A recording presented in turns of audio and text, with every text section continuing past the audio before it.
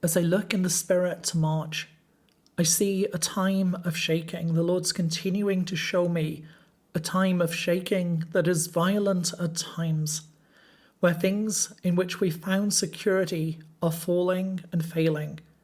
Places where we've sought to find our own security in the past are being shaken so that we put our trust in God alone. I see people looking around confused as what has worked in the past is suddenly no longer working. The things which have helped them in the past are suddenly no longer helping.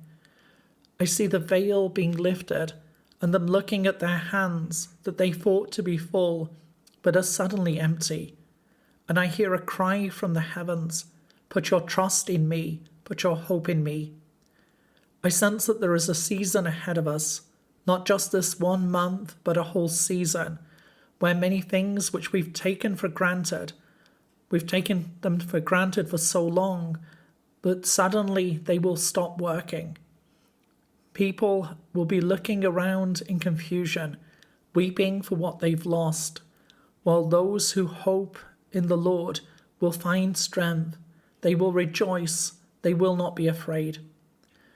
The Lord says, "Unless I build the house, you labor in vain." Look around and see, for there are things which are collapsing, falling like tall buildings, but those buildings have not been built upon me. And I see buildings which have been shorter, they've been smaller, but suddenly they're lifted high, for they were built upon a firm foundation, a secure foundation of the Lord. And I'm reminded of Moses leading the people out of Egypt. They come to a place which seems so impossible, with the army behind them and the sea in front. And I hear the Lord saying to you, look to me, not to the storm, for I am the one who will cause you to walk on waters as you put your trust and as you put your hope in me." Look below for information about where to get your personal